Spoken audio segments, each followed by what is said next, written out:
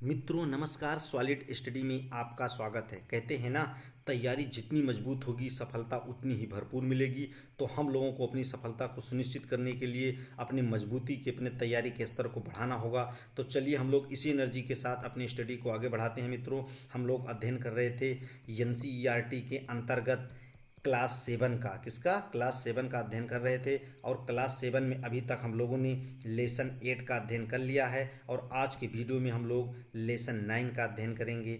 तो चलिए हम लोग अपने स्टडी को आगे बढ़ाते हैं। लेसन 9 में हम लोग अध्ययन करेंगे मित्रों आज रेगिस्तान को हम लोग मरुस्थल भी कहते हैं। तो मरुस्थल हम लोगों को जान लेना है। एक ऐसा क्षेत्र होता है जहाँ पर अत्यधिक वर्षा की कमी होती है और वर्षा की अत्यधिक कमी होने के कारण यहाँ पर वनस्पतियाँ ना के बराबर उगती हैं। यह कह सकते हैं कि होती हैं तो बहुत विरल होती हैं, कहीं कहीं दिखाई पड़ती हैं। और इसमें मरुस्थल के बारे में एक चीज़ हम लोगों को याद रखना है मित्रों कि जो इसका ताप होता है वो दिन में टेम्परेचर जो होता है इसका वो दिन में बहुत अधिक होता है और रात में इसका टेम्परेचर लगभग माइनस तक गिर जाता है, बहुत कम हो जाता है। तो ये हम लोगों को सामान्य बातें याद रखना है। यहाँ वर्षा की कमी के कारण वनस्पतियाँ लगभग बहुत विरल या ना के बराबर होती हैं और उसके बाद में दिन में टेम्परेचर बहुत अत्यधिक हो जाता है और रात में बहुत टेम्परेचर गिर जाता है। ये सामान्य तौर से मरुस्थल की परिभाषा या इसकी विशेषताएं हो गई। चलिए हम लोग आगे देखते हैं। आगे हम लोग देखेंगे मित्रों कि रेगिस्तान में जीवन है ये लेसन। इसमें हम लोग ये देखेंगे कि ताप के आधार पर, टेम्परेचर के आधार पर रेगिस्तान दो प्रकार के होते हैं। एक होता है ठंडा रेगिस्तान, एक होता है गर्म रेगिस्तान।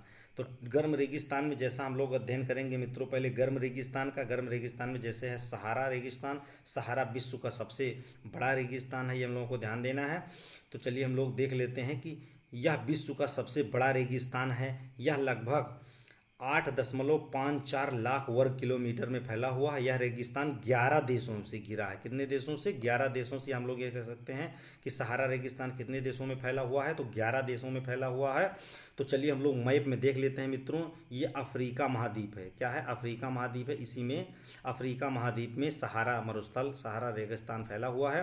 तो ये 11 देशों में है। तो चलिए हम लोग देख लेते हैं कौन कौन से देश में फैला हुआ है। तो पहली बात तो मित्रों हम लोगों को ये ध्यान देना है, जैसे अफ्रीका है, इसको हम लोग अगर बीचों बीच से देख लें तो जो नीचे वाला क्षेत्र होता है इसको हम लोग दक्षिण बोलते हैं मैप में, और जो ऊपर वाला क्षेत्र होता है इसको हम लोग उत्तर बोलते हैं।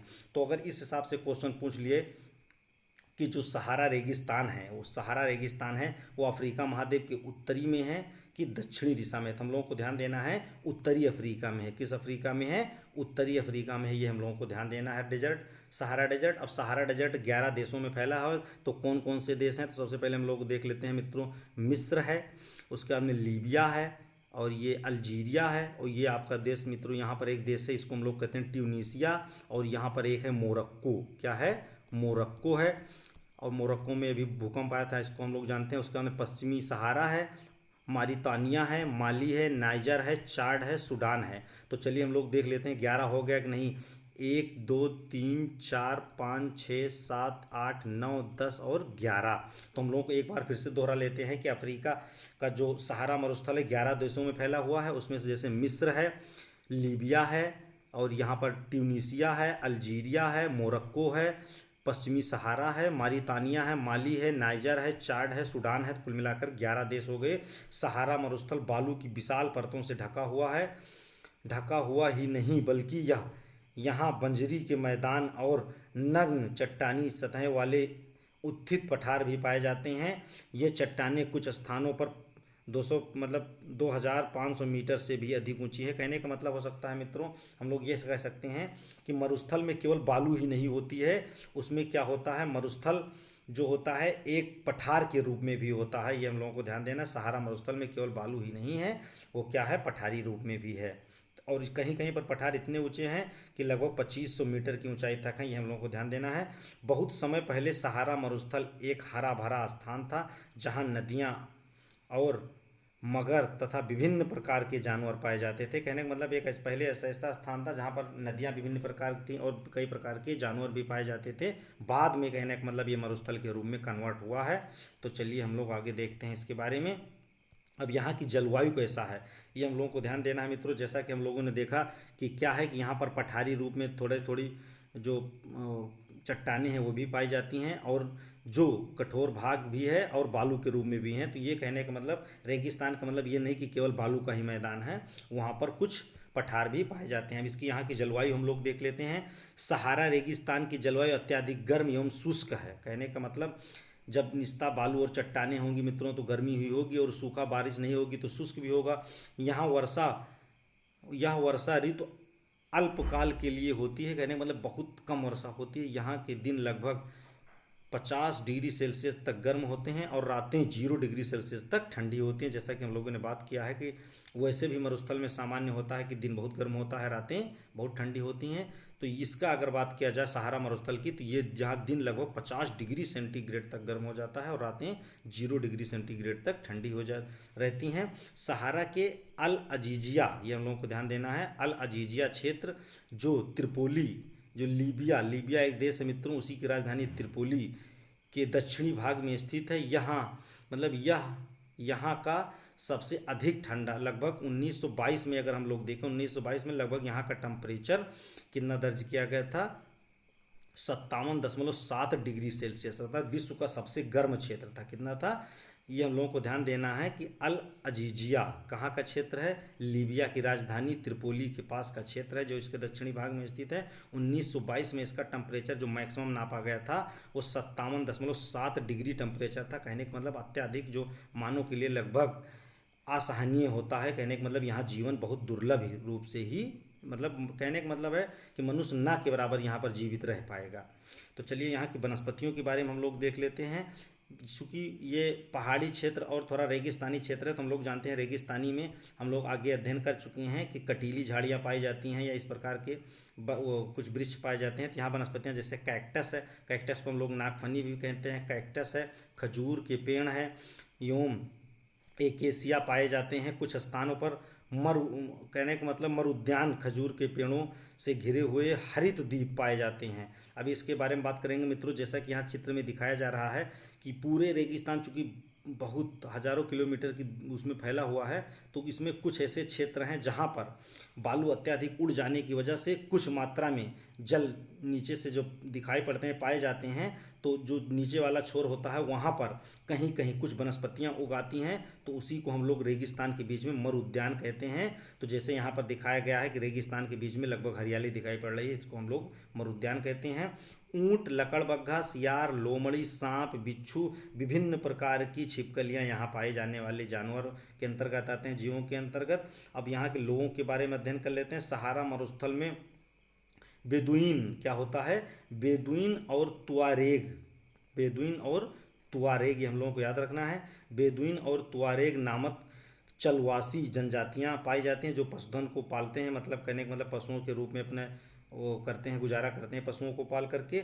यह मिस्र में कहने का मतलब यहाँ मिस्र में पाई जाने वाली कपास विश्व प्रसिद्ध है। ये हम लोगों को ध्यान देना है कि सहारा मरुस्थल की विश्व, मिस्र में जो सहारा मरुस्थल फैला है वहाँ पर मिस्र की क्या प्रसिद्ध है विश्व स्तर पर, तो कपास यहाँ की फेमस है। जो मिस्र में सहारा मरुस्थल में, मिस्र के क्षेत्र में सहारा मरुस्थल में जो कपास पाई जाती है विश्व स्तर पर इसकी बहुत ज़्यादा मांग है। तो हम लोगों को ध्यान देना है कि मिस्र की विश्व स्तर पर क्या फेमस है यहाँ की सहारा मरुस्थल की, तो कपास। कहने का मतलब सहारा में अगर कपास हो रहा है डेजर्ट एरिया में तो बहुत ज़्यादा फेमस होगा, ये बहुत ही इंपॉर्टेंट बात है। तो चलिए हम लोग आगे देखते हैं मित्रों। अब हम लोगों को देख लेना है कि जो तुआरेग लोग होते हैं, क्या होते हैं तुआरेग लोग, विदेशी पर्यटकों के लिए इनका जीवन यापन क्या होता है, विदेशी पर्यटकों के लिए मार्गदर्शक मतलब गाइड के रूप में ये काम करते हैं। और जब रेत को पवन उड़ा देती है, कह रहा है कि जब रेत को पवन उड़ा देती है तो वहाँ पर गर्त बन जाता है और गर्त में भूमिगत जल के सतह पर आ जाता है और यहाँ पर छोटे छोटे कई प्रकार के पेड़ उग जाते हैं, हरियाली आ जाती है, तो जिसको हम लोग मरु उद्यान कहते हैं। जैसा हम लोग यहाँ पर देखे भी हैं, कुछ यहाँ पर खजूर के वगैरह के पेड़ हुए हैं और यहाँ पर कुछ झाड़ियाँ जैसे डेवलप हो गई हैं, तो इसको मरुस्थल में उद्यान का रूप ही मरु उद्यान कहलाता है। हम लोगों को ध्यान देना है, मरुस्थल में उद्यान का उगना ही मरु उद्यान कहलाता है। इसके आसपास लोग निवास करते हैं, चूँकि यहाँ पर कुछ पेड़ पौधे झाड़ियाँ पाई जाती हैं, पशुओं के लिए भी चारा हो जाता है और उन लोगों के लिए भी, तो यहाँ पर इसलिए लोग रहते हैं। वहाँ खजूर के पेड़ और अन्य फसलें पाई जाती हैं। कहने का मतलब ये यहाँ पर छोटे स्तर पर दिखाया गया, चूँकि सहारा जो है कई किलोमीटर में फैला, कई हज़ार किलोमीटर में फैला हुआ है, तो इस प्रकार के उद्यान कभी कभी कई किलोमीटर में भी उगाते हैं। तो ये हम लोगों को ध्यान देना है, इसीलिए यहाँ पर लोग बसते हैं इसके आसपास। अब मोरक्को के कहने का मतलब मोरक्को में फैला हुआ है, तो मोरक्को के टैफिला, कहने का मतलब है मोरक्को का एक वो क्षेत्र है ऐसा, टैफिला लेट। क्या है? टैफिला लेट एक ऐसा मरुद्यान है, कहाँ का? मोरक्को का। मोरक्को एक देश है अफ्रीका महाद्वीप का, वहाँ का टैफिला लेट एक ऐसा ही मरुद्यान है जो लगभग 13,000 वर्ग किलोमीटर में फैला हुआ है। ये हम लोगों को ध्यान देना है। मोरक्को का जो टैफिला लेट, कहने का मतलब एक हिसाब से छोटा मोटा हम लोग इसको द्वीप या प्रदेश कह सकते हैं। टैफिला लेट कितने किलोमीटर में फैला हुआ है? तो ये 13,000 वर्ग किलोमीटर में फैला हुआ है। किस देश में है? मोरक्को में है, सहारा रेगिस्तान के अंतर्गत आता है। अब हम लोग देख लेते हैं आगे। अब हम लोग कुछ ठंडे रेगिस्तान का भी अध्ययन कर लेते हैं, जैसा कि ठंडा रेगिस्तान हमारे देश का ही लद्दाख है जैसा, और गर्म रेगिस्तान में हमारे देश में थार का मरुस्थल है, हम लोग जानते हैं मित्रों, थार डेजर्ट। तो थार मरुस्थल है, गर्म के रूप में आता है, और ठंडे में हम लोग जानते हैं क्या है? लद्दाख का आता है। तो लद्दाख शब्द जो है दो शब्दों से मिलकर बना हुआ है, ला धन दाख। ला का अर्थ होता है मित्रों पर्वतीय दर्रा। क्या होता है? पर्वतीय दर्रा होता है। और देश का मतलब होता है देश, तो ये हम लोगों को ध्यान देना है। लद्दाख का मतलब होता है पर्वतीय दर्राओं का देश। तो चलिए हम लोग आगे देखते हैं। जम्मू कश्मीर की पूर्व में स्थित बृहद हिमालय में स्थित लद्दाख एक ठंडा रेगिस्तान है। कैसा है? एक ठंडा रेगिस्तान है। इसके उत्तर में काराकोरम पर्वत श्रेणी एवं दक्षिण में जास्कर पर्वत श्रेणी स्थित है। हम अभी चित्र के माध्यम से देखेंगे। लद्दाख में अनेक नदियां बहती हैं, जिसमें से सिंधु नदी प्रमुख है। लद्दाख में अनेक हिमानियाँ भी हैं, जैसा कि हम लोग चित्र में देख रहे हैं मित्रों। ये आपकी है, ये हम लोग देख रहे हैं, ये आपकी है लद्दाख श्रेणी, लद्दाख पर्वत श्रेणी है। और यहीं पर लद्दाख का मैदान है। यहाँ पर मित्रों क्या है कि यहीं पर जो एक मरुस्थल पाया जाता है वो लद्दाख पर्वत श्रेणी के ही आसपास है। इसको हम लोग क्या कहते हैं? ठंडा रेगिस्तान है, जो लद्दाख के नाम से जाना जाता है। अब इसमें हम लोगों को ध्यान देना है, एक इसके उत्तर में जो है, इसके उत्तर में है जो चोटी है, इसको हम लोग कहते हैं काराकोरम। क्या कहते हैं? काराकोरम श्रेणी बोलते हैं। और जो इसके दक्षिण में है, क्या है? इसके दक्षिण में है, इसको हम लोग क्या बोलते हैं? जास्कर श्रेणी। क्या बोलते हैं? जास्कर श्रेणी। और बीच वाला जो क्षेत्र है ये मित्रों लद्दाख, कहने का मतलब ये लद्दाख का डेजर्ट है। क्या है?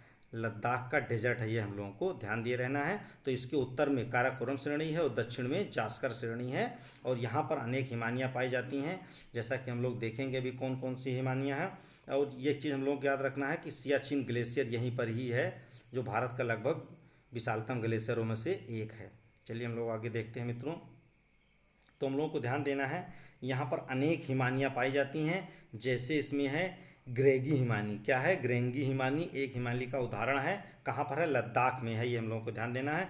लद्दाख की सबसे ऊंची चोटी, कह रहे हैं मतलब लद्दाख की ऊंचाई में कारगिल में 3,000 मीटर से लेकर काराकोरम में 8,000 मीटर तक की ऊंचाई तक चोटियां पाई जाती हैं। तो हम लोग जानते हैं जैसे कारगिल एक चोटी है जहां पर भारत पाकिस्तान का युद्ध हुआ था, और काराकोरम चूँकि लद्दाख के उत्तर में है, तो यहाँ पर लगभग 8,000 मीटर तक की ऊंचाई तक की चोटियाँ पाई जाती हैं। अधिक ऊंचाई के कारण यहाँ की जलवायु अत्यधिक शीतल है। क्या है? बहुत ज़्यादा ऊंचाई होने के कारण यहाँ की जलवायु अत्यधिक शीतल एवं शुष्क है। और लद्दाख हमारे भारत का हम लोग जानते हैं कि सबसे कम वर्षा वाला क्षेत्र है, ये हम लोगों को भी ध्यान देना है।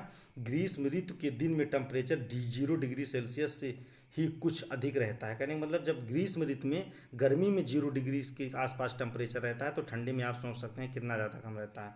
एवं रात में इसका टेम्परेचर 0 से लेकर -30 डिग्री तक हो जाता है, ये हम लोग को देना। कहने मतलब बहुत ही ठंडा स्थान है। जब गर्मी में इसका टेम्परेचर 0 डिग्री के आसपास रहता है, तो सोचिए कि ये कितना ठंडा होता है। और रात में 0 से लेकर -30 डिग्री तक चला जाता है, ये हम लोगों को ध्यान दिए रहना है। शीत ऋतु में तापमान लगभग हर समय -40 डिग्री रहता है।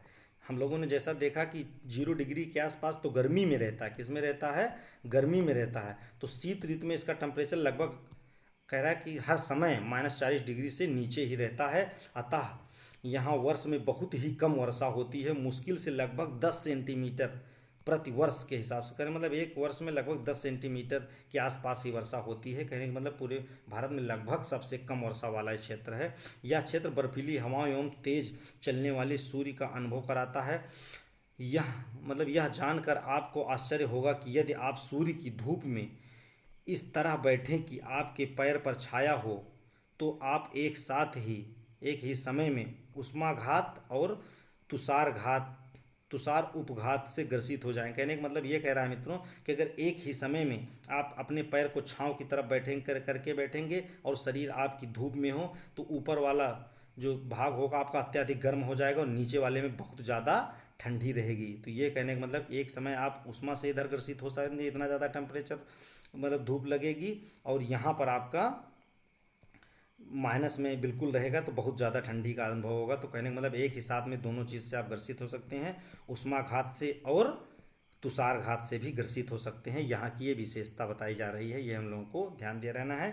ये किसके बारे में अध्ययन हम लोग कर रहे हैं? लद्दाख के डेजर्ट के बारे में। किसके? लद्दाख के डेजर्ट के बारे में हम लोग अध्ययन कर रहे हैं। यहाँ पर टेम्परेचर लगभग हमेशा शून्य के आसपास ही या शून्य से कम रहता है, ये हम लोगों को ध्यान देना है। ठंडी में तो लगभग -40 डिग्री के आसपास रहता है। चलिए आगे हम लोग देख लेते हैं। पृथ्वी के सबसे ठंडे स्थानों में से एक द्रास है। क्या है? पृथ्वी के सबसे ठंडे स्थानों में से एक द्रास है, जो लद्दाख में स्थित है। ये हमारे भारत का लगभग सबसे ठंडा क्षेत्र है। विश्व में सबसे ठंडा क्षेत्र हम लोग जानते हैं साइबेरिया में है। कहाँ पर है? साइबेरिया में विश्व का सबसे ठंडा स्थान है। जैसा कि हम लोग जानते हैं बारकोयांग करके है, वो रूस में है, लेकिन हम लोग भारत के डिजर्ट के बारे में अध्ययन कर रहे हैं तो हम लोगों को द्रास याद रखना है ठंडे क्षेत्रों में। अब यहाँ की लद्दाख के जो आपका मरुस्थल है, यहाँ की वनस्पतियाँ और प्राणी जात के बारे में हम लोग अध्ययन कर लेंगे। यहाँ उच्च शुष्कता के कारण वनस्पतियाँ बहुत विरल हैं। क्या है? बहुत विरल हैं। उच्च शुष्कता मतलब बहुत शुष्क है, तो वनस्पतियाँ जाहिर सी बात है ज़्यादा बिना पनप नहीं पाएंगी, बहुत विरल हैं।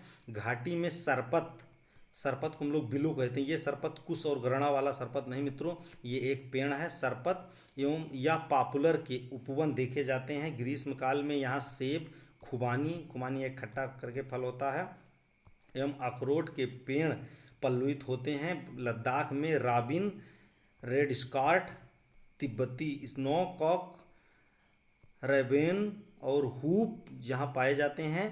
लद्दाख में पशुओं में जंगली बकरी, जंगली भेड़, याक और विशेष प्रकार के कुत्ते पाए जाते हैं, ये हम लोगों को ध्यान देना है। याक के दूध का उपयोग पनीर एवं मक्खन के रूप में यहाँ के लोग करते हैं, ये हम लोगों को ध्यान देना है। किसके? याक जो जानवर होता है, इसके दूध का उपयोग पनीर और मक्खन के रूप में यहाँ के लोग करते हैं, ये हम लोगों को ध्यान दे रहना है। लद्दाख को खापा चान भी कहा जाता है। क्या कहा जाता है? खापा चान भी कहते हैं। कहने का मतलब इसका दूसरा नाम लद्दाख का हम लोग क्या कह सकते हैं? खापा चान इसका दूसरा नाम है, हम लोगों को याद रखना है, जिसका अर्थ होता है हिम भूमि। क्या होता है? बर्फ की भूमि होता है, हिम की भूमि होता है। चीरू और तिब्बती एंटीपोल एक विलुप्त प्राय जीव है। क्या है? चीरू। और चूंकि विलुप्त प्राय जीवों को हम लोग को बहुत ध्यान देना है, इस प्रकार के जो जीव विलुप्त प्राय होते हैं वह परीक्षा में पूछे जाते हैं। तो चीरू और तिब्बती एंटीपोल एक विलुप्त प्राय जीव हैं। इसका शिकार शाहतूश, क्या होता है? शाहतूश नामक इनके ऊन के लिए होता है। क्या करते हैं? इसका शिकार लोग इसके ऊन के लिए कर लेते हैं, जो वजन में तो बहुत हल्का होता है लेकिन गर्मी अत्यधिक देता है, ये हम लोग को ध्यान देना है। कहने का मतलब ये बहुत उच्च क्वालिटी का होता है। किसका होता है? बहुत उच्च क्वालिटी का होता है, इसलिए इसका शिकार ज़्यादा हो गया, इसलिए ये विलुप्त प्राय की श्रेणी में आ रहे हैं, ये हम लोगों को ध्यान देना है। क्रिकेट का सबसे अच्छा बल्ला अगर किसी का बनता है तो सरपत बिलो का बनता है। किसका होता है? सरपत बिलो जो पेड़ होता है लद्दाख एरिया में पाया जाता है, इसी का बनता है। तो हम लोगों को ध्यान देना है कि क्रिकेट का सबसे अच्छा बल्ला अगर किसी चीज़ का बनता है तो किसका बनता है? हमारे यहाँ पर जो वृक्ष पाए जाते हैं उसमें से सरपत मतलब बिलों के पेड़ का बल्ला बनता है, ये हम लोगों को ध्यान दिए रहना है। चलिए आगे हम लोग देखते हैं, यहाँ के लोगों के बारे में हम लोग अध्ययन कर लेते हैं कि यहाँ लोग कैसे हैं।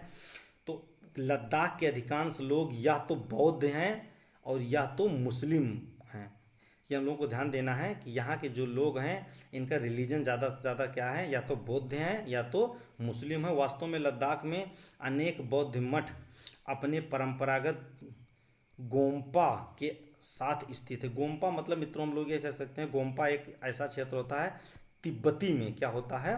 तिब्बती में भवन निर्माण की एक कला है तिब्बत में। ये एक प्रकार का भवन निर्माण का जो इनका स्ट्रक्चर होता है उसको हम लोग गोम्पा कहते हैं। तो यहाँ पर चूंकि तिब्बत में बहुत बौद्ध मठ, ज़्यादातर सब पूरा धर्म बौद्ध ही है, तो हम लोगों को ध्यान देना है कि लद्दाख में बौद्ध मठ जो बने हुए हैं किस परंपरा के हैं? गोम्पा परंपरा। ये इस प्रकार की तिब्बत मठ बनाने की एक शैली है, हम लोग कह सकते हैं। और ये हम लोगों को ध्यान देना है कि लद्दाख में अधिकांश लोग किस धर्म के हैं? तो या तो बौद्ध हैं या तो मुस्लिम हैं, बौद्ध और मुस्लिम हैं। और यहाँ के जो बौद्ध धर्म वाले हैं, इनके मठ किस परंपरा के हैं? गोम्पा परंपरा के साथ स्थित हैं। इसमें से कुछ इनके मठ हैं, वहाँ बहुत फेमस फेमस मठ है मित्रों। इसमें से जैसे आपका हेमिस है, क्या है? हेमिस है, थिक्से है, सो हैं और लामायूर हैं। ये हम लोगों को ध्यान देना है। इसके प्रमुख मठ हैं, कहाँ के हैं? लद्दाख में हैं और बौद्ध परंपरा के। इसमें हेमिस है, थिक्से हैं, से हैं और लामायूर हैं। यहाँ के निवासी जौ, आलू, मटर, सेम और सलजम आदि की खेती करते हैं। राष्ट्रीय राजमार्ग 1A, क्या है? 1A, राष्ट्रीय राजमार्ग 1A लेह को जोजिला दर्रा से जोड़ते हुए कश्मीर घाटी से जोड़ता है। ये हम लोगों को ध्यान देना है, बहुत ही इंपॉर्टेंट क्वेश्चन है मित्रों। राष्ट्रीय राजमार्ग नंबर 1, ये पूछ सकता है डायरेक्ट कि आपके लद्दाख से राष्ट्रीय राजमार्ग नंबर कौन सा गुजरता है? तो राष्ट्रीय राजमार्ग नंबर 1A लद्दाख को जोजिला दर्रा से होते हुए, कौन सा दर्रा वहाँ पर बहुत है? दर्रा का मतलब होता है मित्रों पर्वतों के बीच में एक रास्ता, पर्वतों के बीच में एक रास्ता जो होता है सकरा सा पर्वतों का, इसको हम लोग दर्रा बोलते हैं। क्या बोलते हैं? दर्रा बोलते हैं। ये हम लोगों को ध्यान देना है। तो राष्ट्रीय राजमार्ग 1A लेह को जोजिला दर्रा से होते हुए कश्मीर घाटी से जोड़ता है। ये हम लोगों को ध्यान देना है। किसको? लेह को। लेह हम लोग जानते हैं लद्दाख की राजधानी है। कश्मीर घाटी से जोड़ता है, किस दर्रा से होती है? जोजिला से दर्रा से। राष्ट्रीय राजमार्ग कौन सा है? 1A है। अब गोम्पा दर्शन घास के मैदानों और हिम नदों की सैर एवं उत्सवों के अनुभवों को दिखाता हुआ यहाँ के प्रमुख पर्यटक आकर्षक का केंद्र है। ये हम लोगों को ध्यान देना है। जो बौद्ध मठ काफ़ी लोग घूमने जाते हैं वहाँ पर देखते हैं। मनाली लेह राजमार्ग 4 दर्राओं से गुजरता है। जो मनाली लोग जाते हैं, मनाली लेह जो राजमार्ग है कितने दर्राओं से होकर गुजरता है? 4 दर्रों से होकर गुजरता है। ये हम लोगों को ध्यान देना है। इसमें पहला दर्रा है रोहतांगला। कौन है? रोहतांगला। दूसरा है बाराला, बारालाचाला। तीसरा है गुनगा लाचाला। क्या है? गुनगा लाचाला, रोहतांगला, बारालाचाला, गुंगा लाचाला और टंगलंगला। ये हम लोगों को ध्यान देना, चूंकि ये वहाँ के लद्दाख के क्षेत्र के नाम है मित्रों, इसलिए हम लोगों को इस प्रकार से लग रहे हैं।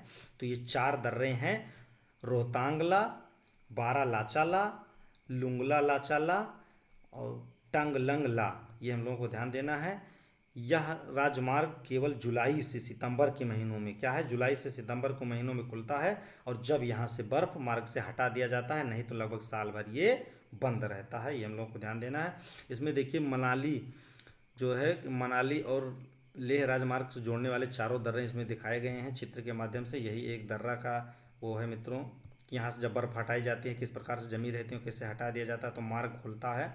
चलिए हम लोग आगे देख लेते हैं।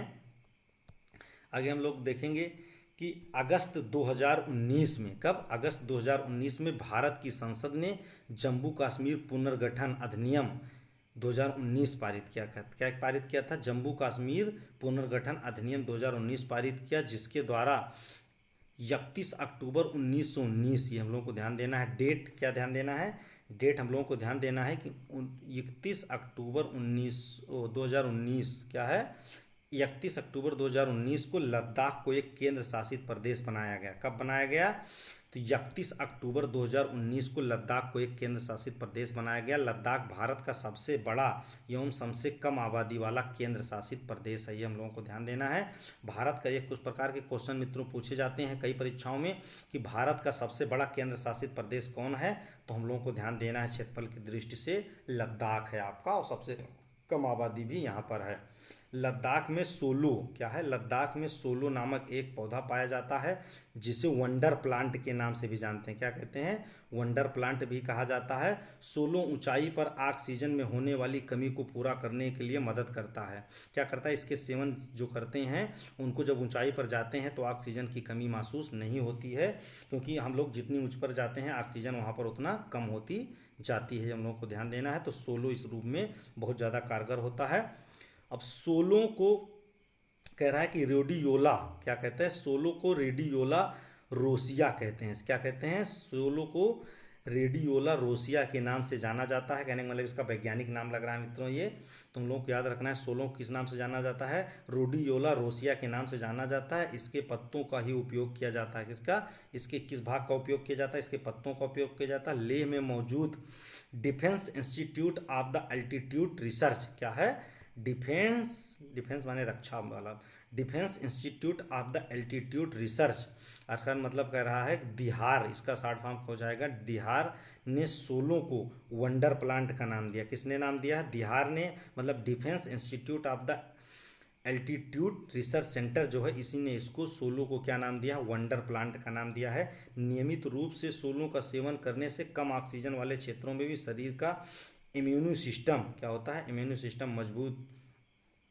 करने में कारगर साबित होता है, अर्थात सोलो बहुत ही उपयोगी पौधा है जो इसका पत्ते के रूप में सेवन किया जाता है। ये हम लोगों को ध्यान देना है। कहाँ पाया जाता है? हमारे लद्दाख में पाया जाता है। इसका नाम क्या है? इसको वंडर प्लांट के नाम से भी जाना जाता है और इसका वैज्ञानिक नाम क्या है? रेडियोला रोसिया। ये हम लोगों को ध्यान देना है। चलिए आगे हम लोग देखते हैं मित्रों। तो अभी तक हम लोगों ने जितना भी अध्ययन किया डेजर्ट के बारे में, उससे संबंधित मित्रों, उसी से संबंधित पार्ट से संबंधित कुछ क्वेश्चन है मित्रों एनसीईआरटी का। चलिए हम लोग इसको सॉल्व कर लेते हैं, जो परीक्षाओं में हमारे डायरेक्ट पूछे जाते हैं। तो क्वेश्चन का इसमें है, सहारा अफ्रीकन, कह रहा है कि सहारा जो है, सहारा मरुस्थल की बात अफ्रीका के किस भाग में स्थित है? तो हम लोग को ध्यान देना है, दक्षिणी भाग में कि उत्तरी भाग में कि पश्चिमी भाग में। तो हम लोगों ने देखा था कि मान लीजिए ये अफ्रीका का महाद्वीप है, तो जो आपका सहारा मरुस्थल है वो कहाँ स्थित था? इस भाग में स्थित था। तो कहने का मतलब ये उत्तरी भाग है, हम लोगों को ध्यान देना है। तो कहाँ पर स्थित है? सहारा अफ्रीका के किस भाग में स्थित है? उत्तरी भाग में स्थित है। किस भाग में? उत्तरी भाग में। अगला है कि सहारा किस प्रकार का रेगिस्तान है? ठंडा रेगिस्तान है कि गर्म रेगिस्तान, मृदु रेगिस्तान है? तो हम लोग जानते हैं कि सहारा में बहुत अधिक, विश्व की सबसे अधिक गर्मी अभी तक जो रिकॉर्ड की गई यहीं पर रिकॉर्ड की गई है। तो ये कैसा है? गर्म रेगिस्तान है, हम लोगों को ध्यान देना है। अगला क्वेश्चन है, लद्दाख रेगिस्तान के अधिकांश निवासी हैं। कह रहा है जो लद्दाख हमारा रेगिस्तान है, जो हम लोगों का ठंडा मरुस्थल है, यहाँ के अधिकांश निवासी किस समुदाय से संबंधित हैं? तो ईसाई और मुसलमान हैं कि अगला है बौद्ध एवं मुसलमान है कि ईसाई और बौद्ध हैं? तो हम लोगों ने पढ़ा है कि लद्दाख के अधिकांश निवासी क्या हैं? या तो बौद्ध हैं या और मुसलमान हैं। ये हम लोगों को ध्यान दे रहना है। अगला क्वेश्चन है, रेगिस्तान की विशेषता क्या है? विरल वनस्पति की विशेषता है कि अधिक अधिक वर्षण की विशेषता है कि अल्प वर्षण की वाष्पण की विशेषता है? तो क्या है? यहाँ पर विरल वनस्पतियाँ पाई जाती, पानी की कमी के कारण वनस्पतियाँ बहुत कम पाई जाती हैं, हम लोगों को ध्यान देना है। अगला क्वेश्चन है मित्रों हमारा, लद्दाख में हेमिस क्या है? हेमिस प्रसिद्ध है। हेमिस प्रसिद्ध है। हेमिस क्या है? ये मंदिर है कि चर्च है कि बौद्ध मठ है? तो हम लोग जानते हैं कि लद्दाख में ज़्यादा बौद्ध लोग हैं और हेमिस के बारे में हम लोगों ने अध्ययन भी किया। क्या है? गोम्पा, ये उससे बना हुआ है पद्धति से। तो क्या है? हम लोगों को ध्यान देना है, ये बौद्ध मठ है। हेमिस क्या है? बौद्ध मठ है। इसी प्रकार परीक्षा में पूछे जाते हैं मित्रों। हम लोग सोचेंगे क्या है उसमें, यहाँ मंदिर मस्जिद करके दिया, वहाँ पक्षी वच्छी करके या बौद्ध करके दे लगा, तो हम लोगों उसमें आश्चर्यचकित हो सकते हैं। तो ये हम लोगों को ध्यान दे रहे हैं ना। लद्दाख में हेमिस प्रसिद्ध क्या है? मठ है। क्या है? मठ है, मठ के रूप में प्रसिद्ध है। कह रहा है मिस्र के निम्नलिखित में मिस्र निम्नलिखित फसल के लिए प्रसिद्ध है। किस फसल के प्रसिद्ध है? गेहूं के लिए कि मक्की के लिए कि कपास के लिए? तो हम लोग जानते हैं रेगिस्तान के बारे में अध्ययन कर रहे थे, तो इसमें मिस्र के क्या फेमस है? कपास फेमस है। तो इस प्रकार से हम लोगों मित्रों इसका मेन क्वेश्चन जो उसका दिया हुआ था अभ्यास का, ये हम लोगों ने कर लिया। बहुत ही इंपॉर्टेंट क्वेश्चन है मित्रों। अभी तक हम लोगों ने मित्रों क्लास 7, किसका? क्लास 7 का अध्ययन कर रहे थे मित्रों। अभी तक हम लोगों ने इसके अंतर्गत लेसन 9, कितना?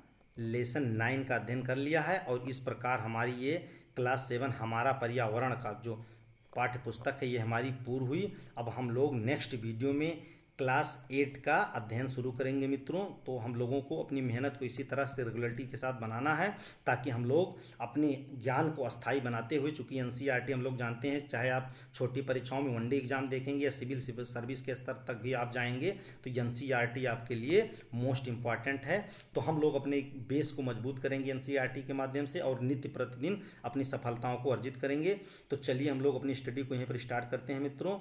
जय हिंद, जय भारत।